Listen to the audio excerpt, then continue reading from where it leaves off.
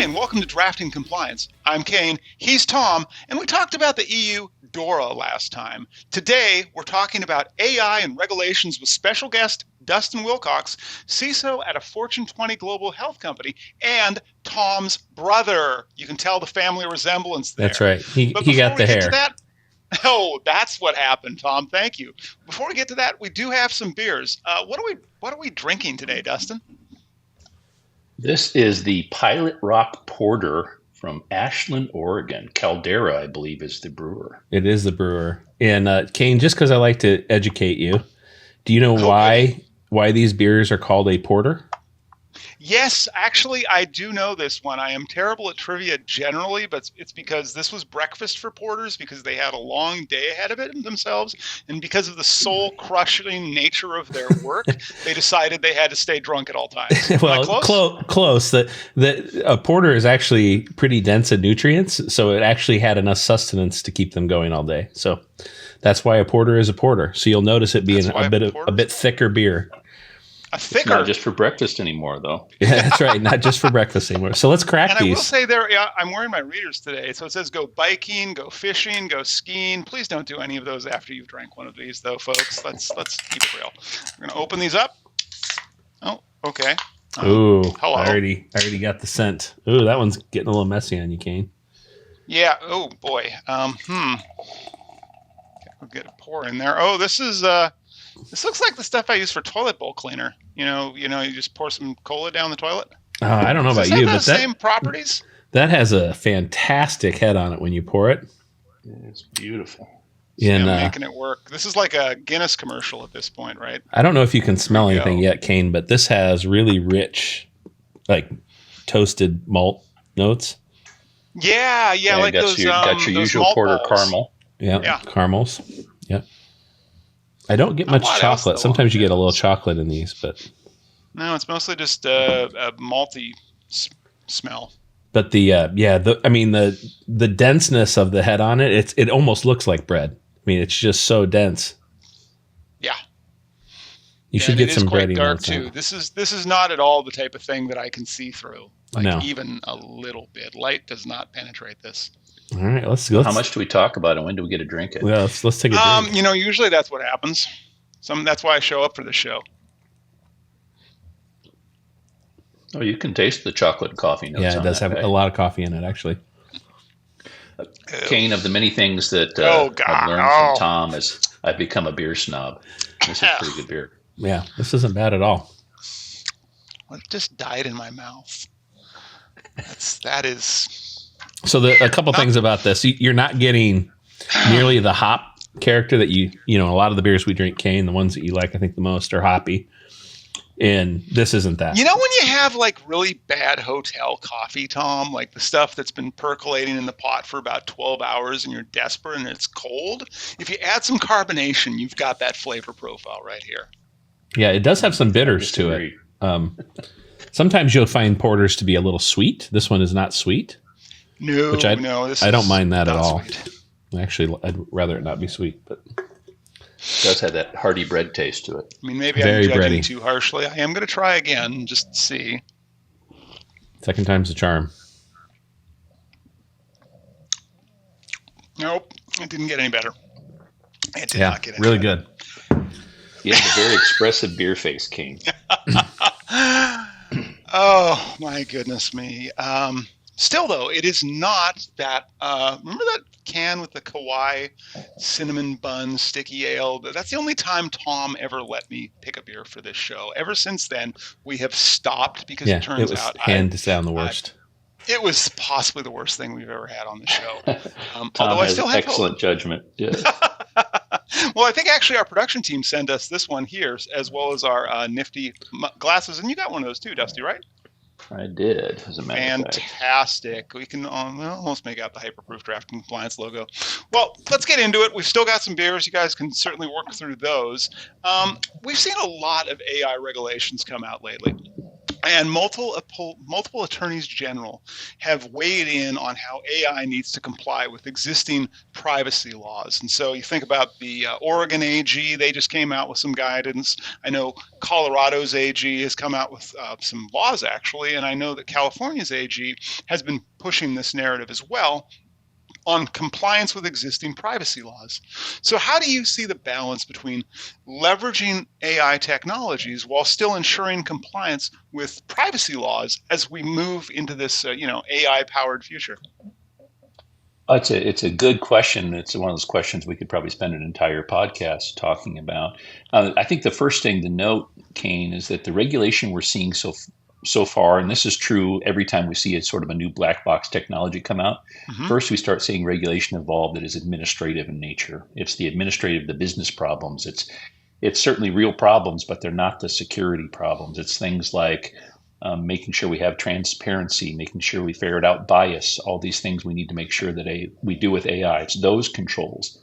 It's not likely going to be until we see a major security breach that involves AI that we'll start to see sort of the punitive regulation that comes out that isn't security regulation.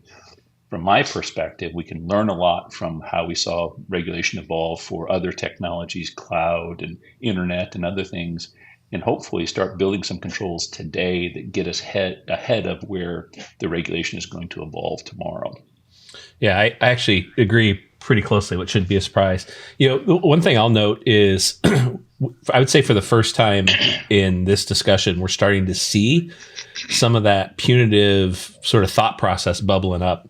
And what I think is interesting is it stems from the fact that Deepseek stole the data from OpenAI, which in turn stole it from all the creators of the content. Allegedly. Purportedly, we don't have verified sources. What's interesting is that chain of theft is what's getting people to start to notice that, hey, there is a punitive piece to AI, especially the generative AI, and we need to start paying attention. The other thing I'll just add is when you talk about how do you balance between AI technology and the regulatory world, the first thing as CISOs is we've got to remember we're here to enable the business, right? So we have to intake that regulation, but at the same time, we have to find a way to balance that in such a way where we enable our businesses to be more productive. And that's really the promise of AI. I'm not sure I've seen it in practice be particularly productive, but I do believe that's coming. And so we as CISOs have to find that fine line and make sure we walk it appropriately. Yeah, and Dustin, I want to go back to something you said let me add on to what Tom was saying, though, if I can. Kate, I hate to interrupt you. No, but he's getting to I think an important point, and that is even with the absence of real sort of security regulation around AI, that doesn't mean that we don't have to worry about securing AI, right? In fact, I think quite the opposite is true. The better we can secure AI unilaterally ourselves today, now all of us across the different industries, particularly as it relates to regulated industries, and I'm in healthcare, I know that side of the business really well, the better our opportunity is to stave off what would be reactive and relatively ignorant regulation done by politicians and not done by security people. And that to me the worst thing that possibly happen right now is we go full bore, we YOLO this our way into AI, start throwing regulated data at it, something really bad happens, and now all of a sudden we set back the sort of beneficial use cases that our patients are going to see through this. We set that back by a decade because we have to spend the next 10 years trying to figure out how to bolt on all this regulation to these AI use cases. There is so much to unpack in that statement, but I want to go back to something Tom brought into the conversation and tie it back to something you said, Dustin. So you said we needed perhaps a large-scale data breach to incentivize like some lawmaking or so that's how regulations ultimately come into effect. And Tom, you brought Deepseek into the conversation. So I got to ask, Deepseek, I have friends who are analysts who have looked at how the model works and how leaky it is, and that it actually is not a self-contained model. It actually sends data outside of its enclave. It sends them to some servers in California that are associated with ByteDance, of all people.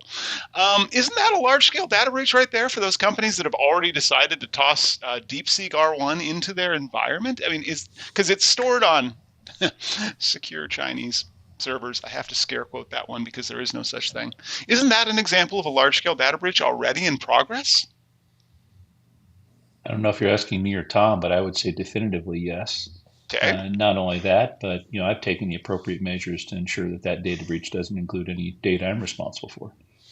Yeah, I mean, I would certainly say that, from all of the measurements that I know, that's a data breach. But until it gets realized in such a way where the ultimate impacted people are taking notice of it, nothing's going to happen with it from a regulatory. Nobody's going to currently nobody's going to their legislative representatives and saying, I can't believe you guys are letting Deepseek do this. I think some businesses are, and some of the big billionaires with a B behind their name. I think they're going and asking for regulatory things that would be in their favor. But we're not seeing the data leakage yet. I think it's going to come. I mean, I think it's obvious that between ByteDance and Deepseek, for those who don't know, ByteDance is the engine behind TikTok. These are some of the most egregious data scrapers there are out there.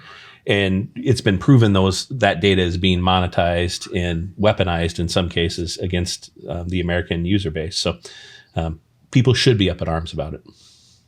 Okay. Yeah, right. Well, and from my perspective too, Tom, you could make a really good argument for this not being a data breach in the sense that if you were to read through the terms of service, that's right, of Deepseek, they let you know. People have signed up to that, so they've voluntarily given this data over and done so in a way where it's at the discretion of Deepseek how they're using it, and so they could tell you that this is not a data breach because it was done voluntarily and so on. So it really depends on how we interpret the definition of a breach. And my way of interpreting is not so much what did you sign up for when you clicked accept the EULA. It is what did you expect your data to be? How did you expect it to be used in that context? That's a great point. Well, I want to kind of bring this back to our earlier conversation about healthcare, because that's in your background, Dustin, and also kind of bring in some elements from the GDPR, which is just the gift that keeps on giving ultimately, because a lot of AI, the current saber rattling out of attorneys general is around privacy. So how do you see that GDPR and to maybe a different extent, high trust regulations are influencing the way that organizations are managing their data lineage in large language models? And what are some of the compliance challenges that they're facing right now, especially in healthcare? Well, when you look at GDPR, and it'd be also true as you look at how U.S. regulation has evolved through California and elsewhere, you start to think about things like right to be forgotten and DSARs and those types of things.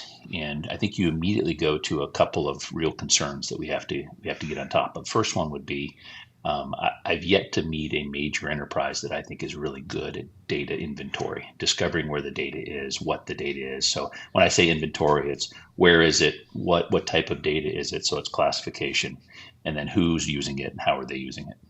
When you take that problem and then try to apply it to AI, it just multiplies exponentially. So for me, what that speaks to is a real need to tie data discovery and classification with identity.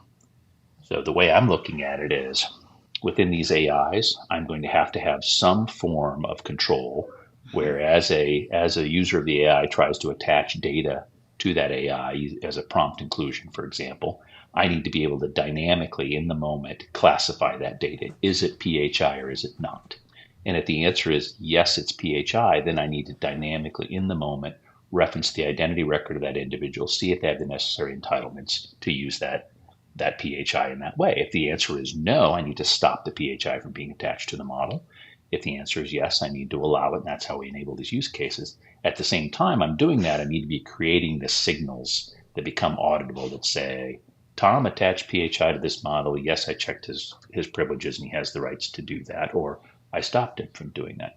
That's just one place where I need to be worried about that in the model. I'm also going to need to worry about it on the output because Tom may create a resultant data set from that AI interaction and want to share that with other people. I need to make sure those other people have the same rights to that data and so on. So we can go down a real academic rabbit hole on all the different control surfaces of AI and all the places I need to do it. But for me, I'm worried first about the prompt and what's being included there, and then second about the output and what's coming out and who's getting access to it. Yeah, and I'd just add as as even you have the checks in place that say yes, this user can be in the model.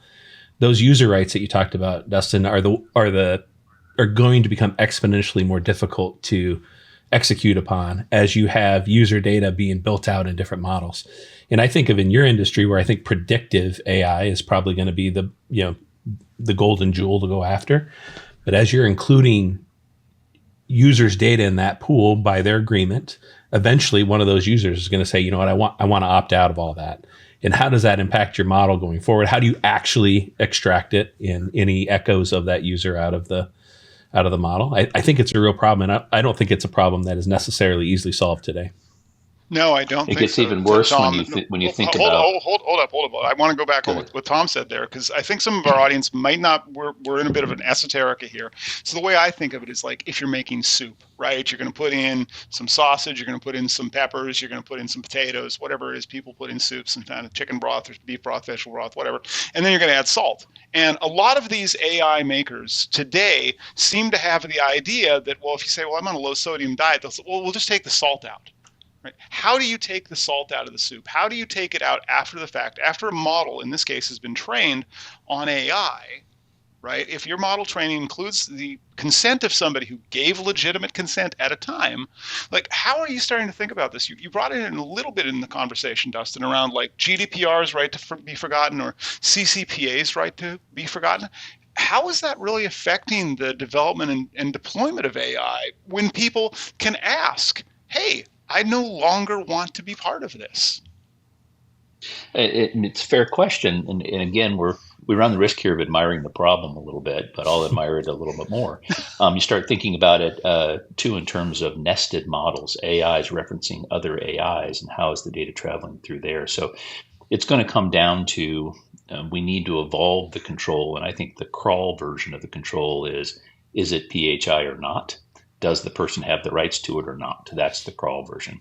I think the walk version becomes more like, okay, now where's the data moving within multiple models? Who's being added to the original model, something they call custom GPTs or something like that?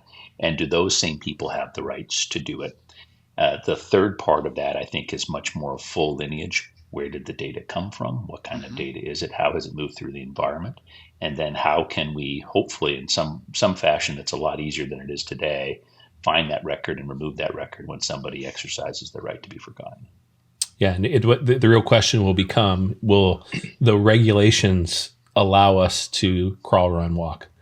Right? I mean, at some point, we're going to have to recognize if we want to continue to innovate in this space and make breakthrough data discoveries, meaning the kinds of aha moments that save huge amounts of lives or, in some way enable prosperity on a greater level. We have to get comfortable with the idea at some level that the laws as they exist today, I'm thinking specifically about GDPR and CCPA, but how those laws exist specifically today may not be extensible enough to handle the problem of AI. Yeah, and I think that came up really in the Paris summit last week. For those of you who are watching this in a recorded format, that'd be in the middle of February 2025, where basically I hate to say it, but we're kind of getting some balkanization in AI regulation and the attitudes towards AI. Europe appears to want to make a safe, ethical AI, and that was something that the final output of the AI conference in Paris came to, was a declaration that they wanted to be safe and ethical and private and aligned with European values, as they phrased it. And inevitably, the United States and the United Kingdom did not sign that because they were like, well, that's going to stifle innovation, right? So where do you come down on that when you're thinking about models that you could potentially use? Is something that's maybe safer but possibly slower, has a more structured development model. Is that better for an industry where you're dealing with PHI and a high degree of regulatory controls? Or is it possible to use innovative models that might not have had so many controls imposed upon them during their development cycle? I think I would object to sort of the premise that we have to have one or the other. Okay. I firmly believe that if we give this the proper amount of forethought, we also allow ourselves to start with a certain control set and iterate that control set to get better.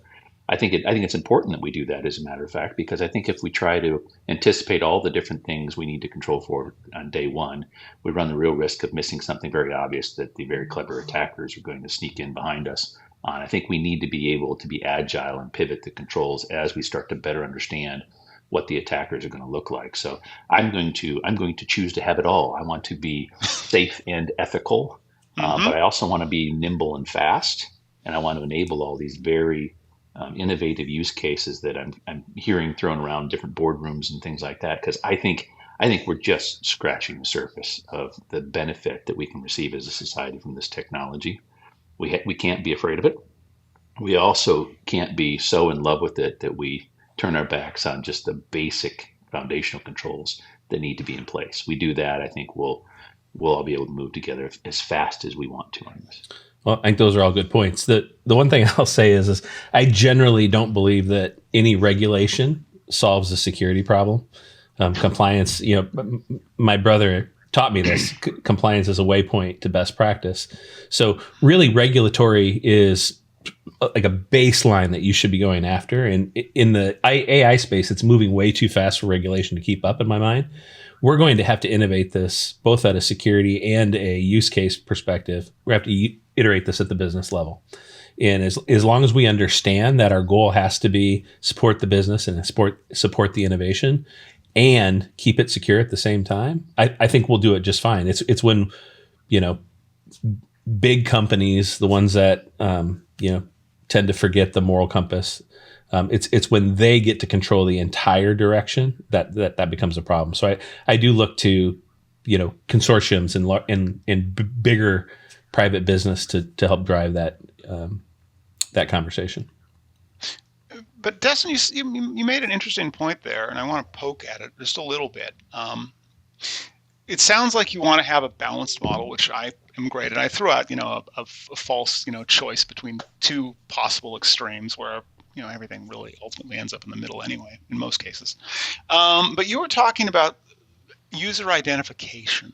You were talking about knowing, here's what data goes in there, and you want to be able to classify it, and you want to be able to classify the end user. We also talked a little bit about threat actors are going to change their tactics. So what are some of the potential risks outside of regulatory things? Like what are some of the risks that organizations face if they're not able to adequately identify who's using their AI system? Right? Is this a standard GDPR claim or a CCPA claim, or is it something more? Well, there certainly is the DSAR piece of that, the data subject access request piece of that, which is tell me who all has used my data and for what reason they've used it. That would be the first one that jumps to mind. But I think you're prescient in understanding that it goes beyond just regulation; it goes to security as well. I have to be able to control for people's access expanding in an environment, particularly when you're talking about an enterprise environment where people move around all the time. Frankly, I've been to multiple 50-year retirement ceremonies in my own company since I came here in 2018, and the thought of somebody sticking around for 15 years and all the sort of legacy access they will accumulate along the way. And when you want to talk about attack surface of data, and you want to talk about complicating unauthorized access to data, from an insider perspective, both of those things are multiplied by longevity. So person's ability to access data that they maybe needed in their first job, they don't need in their 10th role in an organization, dramatically different. So we have to be able to continue to minimize that attack surface and complicate the unauthorized access to that data. Two of my big strategic pillars. Yeah, I agree. Kind of the basis question, Kayne, that you asked is like, how big is that problem going to get to be? And I look at the kind of singularity points that are coming. We're watching AI explode right now. We're watching all of the security issues with that. But right around the corner is quantum computing. And when those two things sort of meet, now you're talking about a threat in risk that I don't think any organization is prepared for right now. So in a small way, we're probably a little too focused on AI because it's the capability of compute to get behind AI as this thing scales that really becomes problematic. Well, Tom, you just dropped I can't leave that one alone. Sorry, you said the words quantum computing. That is, it's like waving a red flag in front of a bull, buddy. 15 years ago, I was told it was 5 years away. Yeah, just today I read that it's just going to be another 5 years. I don't think quantum computing, unless you are a nation state or unless you are regularly being attacked by nation states, I think the only thing you have to start looking at is putting out quantum safe cryptography for these, presumable store and then decrypt later, assuming you've got traffic interception.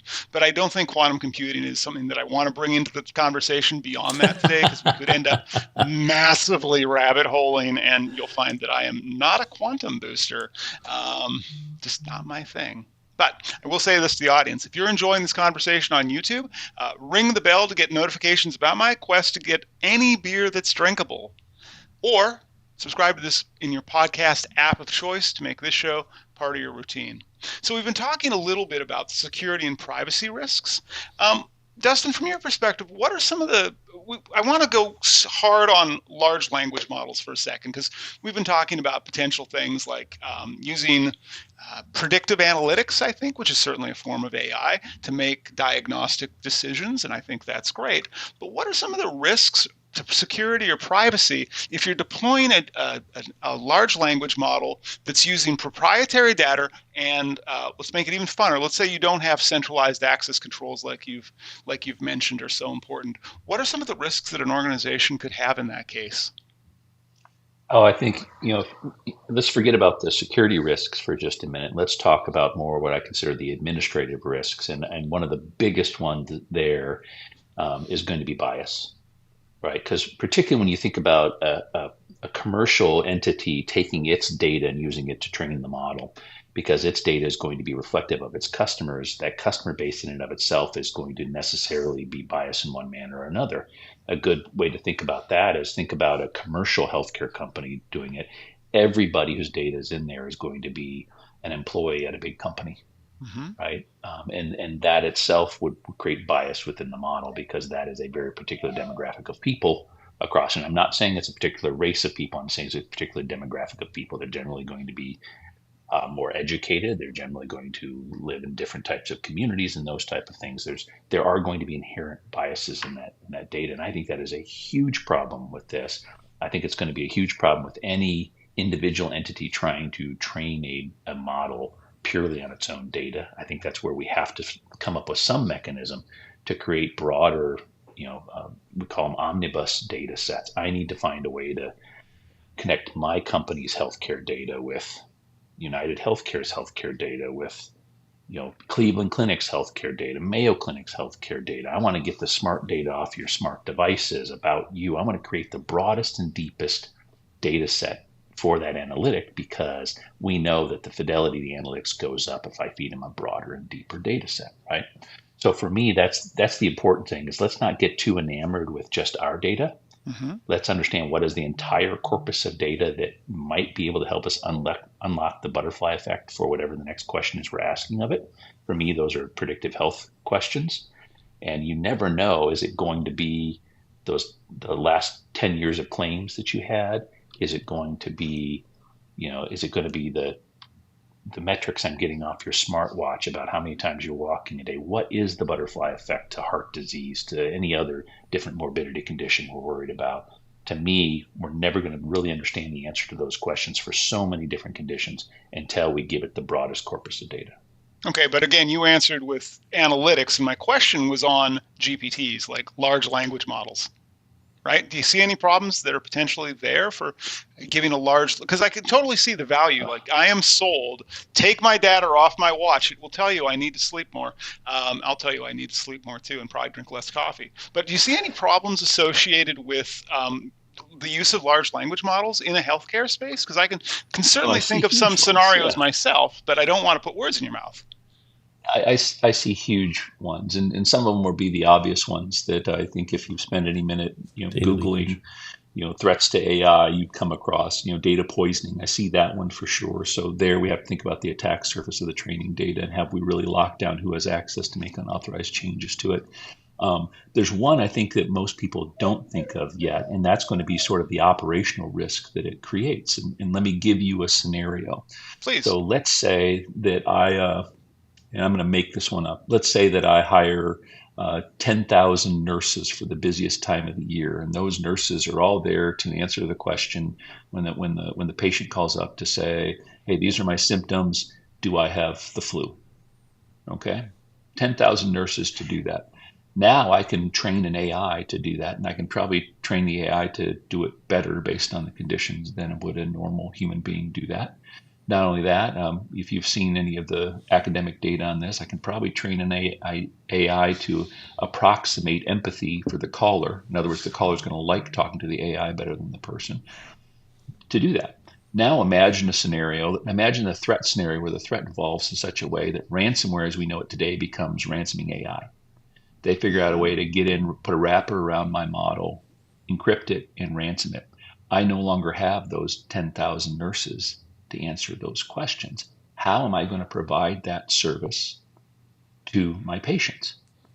Right? And it's a completely made up example, but there's lots of real examples that approximate it. And for me, that's frightening when you think about that. The other one I would give you, Kayne, is let's say I'm really happy with the AI and I no longer feel like I need to hire those nurses. Or I train the AI in the full end-to-end business model and I no longer need 3/4 of my employees. Now think of a scenario where that attacker is able to extract my model, extract my AI, ask it a series of questions, and basically reverse engineer it. And then, heaven forbid, that attacker is a better data scientist than I am. They're able to improve my model. Now they can compete in my industry based on my intellectual property better than I can. They will put me out of business. So the model itself is an attack surface. The training data is an attack surface. The prompt is an attack surface. The prompt inclusions are attack surface, and the output are attack surface. We have to think about the controls for each of those. You get me on my horse on this one. So. No. And you brought in a really interesting point because I've previously worked in manufacturing in the defense industrial base. And one of the things you learn very quickly is the means by which you make something are way more valuable than the thing that you made. So whether you're making a part or whether you're making an assembly or whether you're making a vehicle, which are all different categories in the DIB, whatever you're making, often what we would see were attacks that were intended on stealing the process by which we made the thing, not the schematic, but the actual how do you manufacture that thing quicker, faster, cheaper. And I think as we've seen with a fairly famous Chinese airplane, where it's the single best example of what would you take if you took a Lockheed Martin and a Boeing and maybe some Rolls-Royce components and bin them all together. You're saying, though, that is a possibility right now that organizations face if they've got AI where somebody could basically lift and shift their AI and do it faster, cheaper, better. Yeah?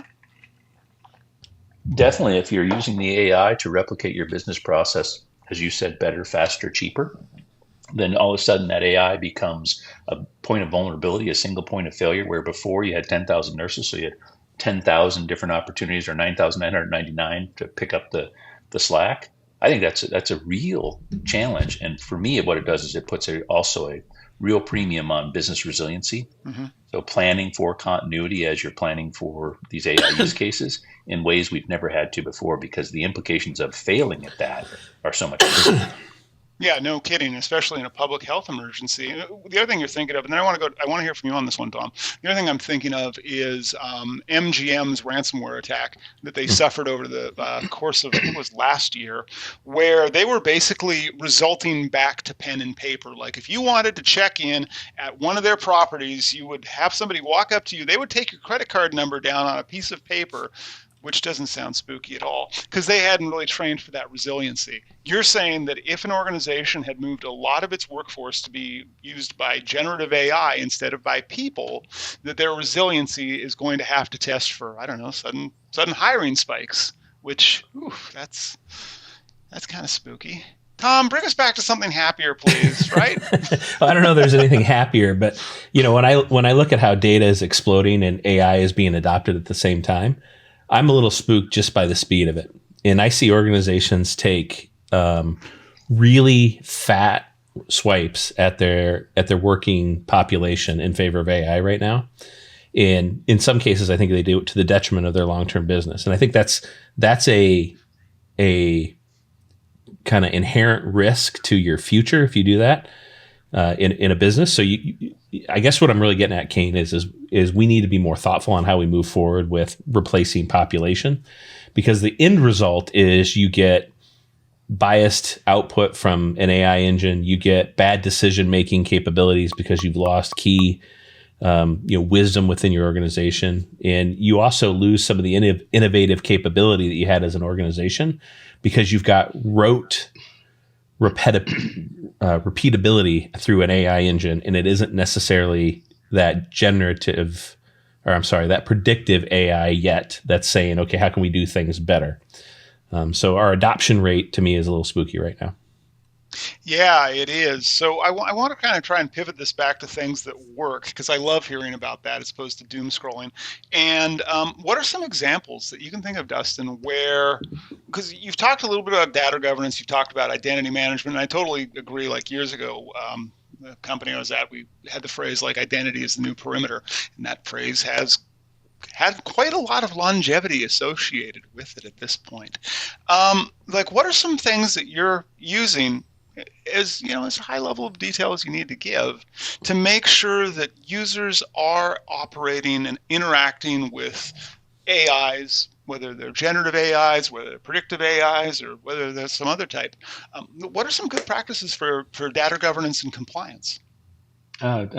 Fair question. And I will tell you, just like any sort of evolving technology, what I like to call black boxes, of course, the technical controls to govern that black box are taking quite a while to catch up. Mm-hmm. So what we're trying to do right now is what everybody's trying to do, which is sort of bolt on traditional controls to try to give us some semblance of risk management of these technologies. So the first one I would say is DLP is something we've stood in front of a lot of these AIs just to say, stop all PHI, protected health information, from going into them. That was a very good sort of binary control. Is it PHI? Yes, don't let it in. Right. And I think that's been effective for a while, but then you get into the point where the business says, okay, now we need to use PHI. So that control goes out the window. And this is where we're having to be very involved with early stage startups, with innovative thinkers out there, to work with them to help them build out the control sets that candidly we sort of envisioned years ago. As ChatGPT became a thing, we already had our responsible AI program up and running. We already knew sort of the controls we wanted, where we wanted controls and what they needed to do. None of them existed, and still most of them don't. So we're working with a number of early stage startups to say, hey, the thing you're doing is 70% of what we need. Here's the other 30%. If you can build this for us, we will help you with build a market for your product. And I think we're going to make a lot more progress that way than we are going to make having to sort of retrofit legacy controls into the AI environment. From just a follow-on question, are you seeing any benefit yet from the predictive side of AI? I mean, I've said it already once in this, and that's the promise, right? That's what really, when people think about what could AI bring us to improve society, it's always the predictive side. The stuff we're dealing with today is the convenience side, right? It's the generative stuff. But are you starting to see use cases on that side of AI? And here you get me dangerously close to another one of my soapboxes, Tom. And I would tell you, I think we've been seeing it for a while. Before I was the CISO of the current global, Fortune 20 healthcare company, I was the CISO of another global Fortune 30 healthcare company. And each of these companies in the space that I operate in have had one or two analytics that they've done better than the others for years. And this other company I was with, there too, they did diabetic and they did neonatal. So it'd be hard to call these AI, but they're really machine intelligence, right? They were machine learning. But what they could do is they could predict who was going to have that, leg amputated below the knee because it didn't control their diabetes, or who was going to have, what turns out to be a multi-million-dollar neonatal intensive care stay because they didn't do the well baby things they need to do. And they use that information to do some upfront care. And in return, they save that back end multi-million-dollar neonatal intensive care stay, right? Those were two morbidity conditions in a population of data that probably includes 300. So I've said for as long as anybody's been willing to listen to me that the biggest problem healthcare needs to solve is how do you provide the best care to the most people for the least money? It's that simple. And the answer is those predictive health analytics. Whoever figures out that extensible AI that'll answer the other 298 questions, now it'll think what to ask of them. Whoever does that is going to absolutely win at healthcare. Yeah, I and agree. If people don't understand, that's going to take that omnibus data set, connecting all of our data together to get the highest fidelity. That's one area where I think our industry needs to evolve, is we need to stop seeing patient data as being intellectual property. It's a raw material, and it is the analytics, it is the insights that we can gain from that data that becomes the differentiator from each of us as a company. Yeah, I agree. And Kayne won't like me saying it, but when we get quantum computing to focus on that problem, we'll see more results out of that predictive modeling than we do today. I've held a multi-qubit quantum in my hand before. It's coming, Kayne. Yeah, it's coming faster rather than. I know I know it's coming. I just know it's 5 years away. But I want to go back to something you were saying there, Dustin. I want you to, I love the premise of this. I really do. I love the idea that a healthcare-focused AI could eventually brew a better beer. Let's be honest here. That would be my outcome that would be most beneficial, is better tasting beer, or something that's not as offensive to my taste buds. And it could predict that. But how do you square that with a privacy regime like the EU's GDPR, where they have demands on legitimate right for processing? Like, how are you going, because if you're saying healthcare data, or PHI, in order for that predictive analytics, it has to have access to those data. And yet we have so many encumbrances from the EU, from California, from other privacy-focused entities. How do you square that? Like, what's the key to unlocking that? Is this going to be something where healthcare providers need to work with those regulators to make them understand the long-term societal benefits, as opposed to some of the fear-mongering that I think that they've done in the past? Or is there some other strategy that we can use? Well, Kayne, what may surprise you, this is a question I've thought a lot about. And it really comes down to, why haven't we solved this already? And the reason we haven't solved it already is there are two really big hurdles we have to overcome. The first one is a technical hurdle. So let's say I combine all this data that each of these companies is responsible for into this omnibus data set, and I can run the healthcare analytic, and I can create an output that says, these are the people that are vulnerable to heart disease. Mm-hmm. That output is going to include data from 10 different healthcare companies. So company A should not be able to see the plain text records, patient records of company B, right? So the technology hurdle is, we do not yet have that technology that will operate at scale and perform at the right level to use that humongous data set in such a way that it's valid for analytics, but protects the confidentiality of the data, the output, vis-a-vis whoever contributed it to the omnibus data set. So the first problem is a technical problem. That is the problem. We thought homomorphic encryption was going to be the answer. Homomorphic encryption does not perform at scale, so we didn't get there. The second question, candidly, solves itself when the first problem gets solved, and that is the regulatory problem. HIPAA and the entire regulatory regime we deal with in healthcare is entirely arrayed against sharing data in that way.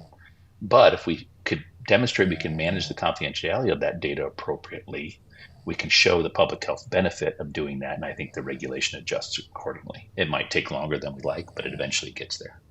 Yeah, you did a nice job of sort of like connecting the dots on how we get there. I would have probably just shortcutted and said we're going to have to change regulation in some way to meet the challenge that AI presents because of the benefits that it brings. And things like GDPR are going to look pretty outdated in another 5 years in my mind, if we don't start putting pen to paper today, right? Start thinking about what does this mean in a world where we want data to flow freely. We want users to understand where their data flows, but we need to make some sort of use case that allows for this data to flow around and be additive to the innovative space of AI. So we are ending on something of a positive note there. Don't end there, Kayne, because I'm a little more cynical than Tom, and I'm suggesting if we don't demonstrate a technical ability that we don't have today, candidly, I don't think we'll ever get to the point where the regulators will be enlightened enough to lighten up on this regulation to a point where we'll be able to really extract that innovation value that you're talking about. I think we have to prove it first before they'll let us get there. Yeah, you're probably right. And being able to prove it, I think you're right. There is a technology hurdle there. And, when you were talking there, Dustin, I was thinking, well, we can't do like Netflix did with their data blinding, where they were like just going to obfuscate who the record was, because it's like cell phone data the same way. Like, person goes to the same place every day, person goes to the same house at night every day. You can pretty much figure out who they are. Netflix faced a similar problem when they were showing, our data is pseudo-anonymous, and here's our research set, and you can pretty much easily figure out who's watching what. So you're saying, though, just to get clear on this, we have to solve for AI to meet the premise that you have of better healthcare outcomes. We'd have to solve an encryption or a anonymization style problem at adequate scale without quantum computing to prove those values to the regulators, right? Yeah, it's confidentiality at scale and shared data set. That's the problem. Think about that just though. It's going to take some serious, you're going to have really strong backing and have a really solid stand to get in front of regulators and say, look, we did this thing based on this technology that you've not seen before and might not understand. And here's the outcome, and look at how good it is, right? That is, boy, that's going to be a spicy congressional hearing. My goodness. I hope that you don't get called up in front of the hill, because you and I both. That is not a good time for anybody. But with that, we're also running to the end of the show. I want to move to our beer reviews. And Dustin, if you haven't watched the show regularly, what we do when we have guests on is we all give a rating. Tom, our scale is still between 1 and 10, right? It is. And I say that for viewers who I don't think have ever seen me rate above a 5. The scale actually can go higher, including my scale. And so it's a scale of 1 to 10, where 1 is the worst beer we've had on the show. 10 is something that Tom would drink and give out as gifts. So, Dustin, you want to go first for how you feel about today's beer? Oh, I'd be happy to. I like this beer. I like a little more full-bodied beer. I like a darker beer. It plays nice on the tongue, all those things. I would give this one an 8. And I will tell you also, again, Tom has made me a beer snob. It's one of the many gifts he's given me. And this is one I could see as getting as a gift from Tom. Wow. Okay. You got some Tom. Subtle. He's buttered you up for this one, buddy. Yeah. As you can probably tell, right, with how much I've drank, this is a good beer. I like the porter style. To me, this is a perfect beer for like winters, right? So in the sort of the lineage of darker beers, heavier beer like a stout, I can drink one of those, but I really don't want to drink more than that. A porter is something I can have at least 2, maybe a third one on a really cold night, and it's a Friday, right? So I usually keep something about this thickness and darkness in the fridge in the winter. So I really like it, and I think it has incredibly dark, toasty notes, which is what I really like in a porter. So I'm gonna go with the 8 as well. I'm looking forward to the end of cold weather, but this is something I'll be drinking until that gets there. Well, as you said, Tom, as you can tell by how much I've drank during today's episode, you can tell how I feel about this. I usually do give it a, oh no, it just, it's got a stench. We'll send you a White Claw, Kayne. Oh, no, I'm not in college enough to be drinking White Claw. Oh, God. Some of these, like the oxidation actually improves it. Like wine, if you leave it out, it tastes better. That is nasty. I'm going to give it a 2. If you like bitter coffee that's been left out overnight and has like some mold growing on top, this is really that vibe. But with that, that's also all for today. And so if you think you know a beer I'd like, good luck with that one. But seriously, if you've got that or a FedRAMP question or another regulatory question, drop it in the comments below. And remember to like our LinkedIn and our YouTube pages to hear live interviews with other information security professionals like Tom's brother. Thanks again for being on the show, Dustin. Thanks for having me, Andy.